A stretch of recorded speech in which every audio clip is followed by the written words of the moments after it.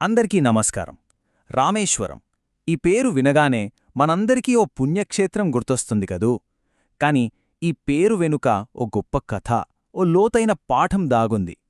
అసలిది కేవలం ఓ యాత్రాస్థలమేనా, లేకపోతే అంతకు మించి మనకు ఇంకేమైనా నేర్పిస్తుందా? సరిగ్గా ఈ ప్రశ్నే మనల్ని రామేశ్వరం యొక్క అసలైన అంతరార్థంలోకి తీసుకెళ్తుంది. సరే, ఈ ప్రయాణంలో మనం ఈ క్షేత్రాన్ని కేవలం ఒక టూరిస్టు స్పాట్లా కాకుండా ఒక గొప్ప బోధనగా అర్థం చేసుకునే ప్రయత్నం చేద్దాం. మరి ఇంతటి ప్రాముఖ్యత ఉన్న ఈ క్షేత్రం శక్తికి అసలు మూలమేంటి, దాన్ని అర్థం చేసుకోవాలంటే ముందు మనం ఒక కీలకమైన కాన్సెప్ట్ గురించి తెలుసుకోవాలి.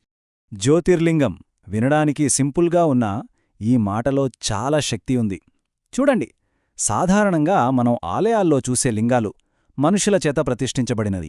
కాని జ్యోతిర్లింగాలు అలా కాదు.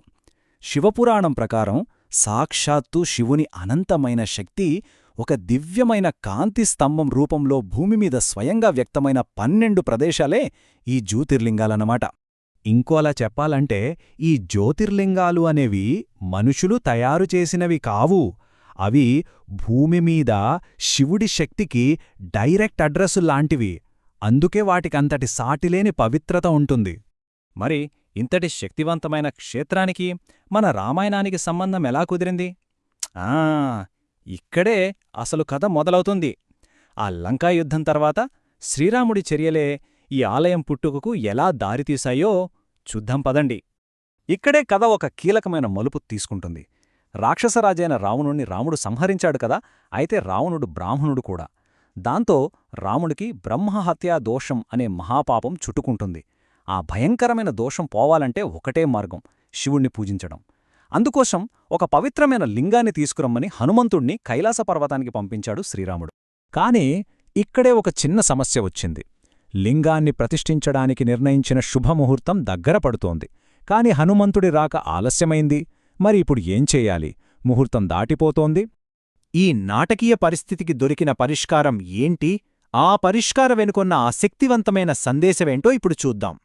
సమయం దాటిపోతుండటంతో సీతాదేవి అక్కడే సముద్రతీరంలో ఉన్న ఇసుకతోనే ఒక లింగాన్ని తయారుచేస్తుంది.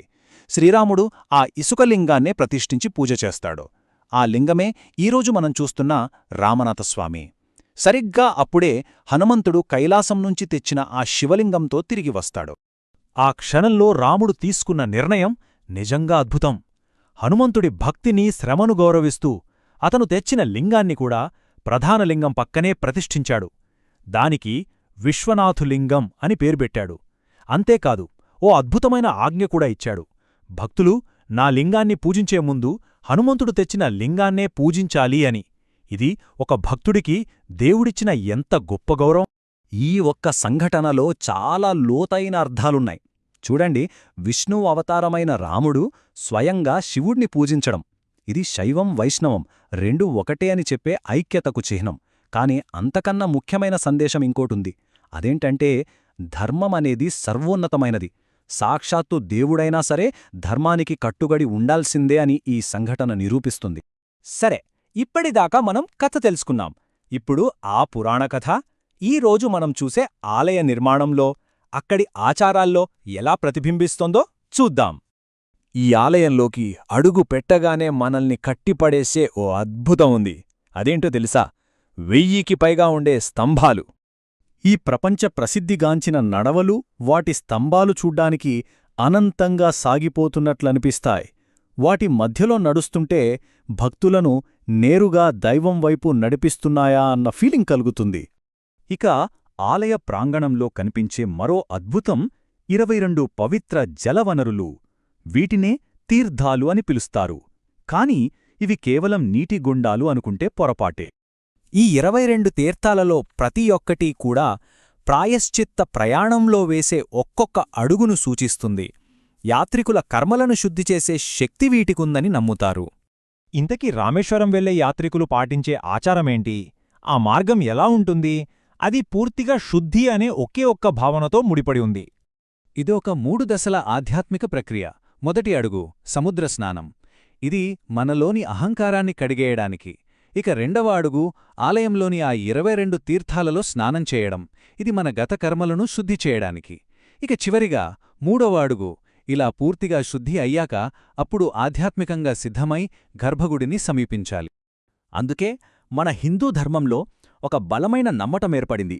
అదేంటంటే కాశీయాత్ర చేసినా సరే రామేశ్వరంలో ఆ యాత్ర నుంచి తెచ్చిన పవిత్ర జలాన్ని సమర్పించిన తరువాతే ఆ యాత్ర పూర్తవుతుందని బలంగా నమ్ముతారు.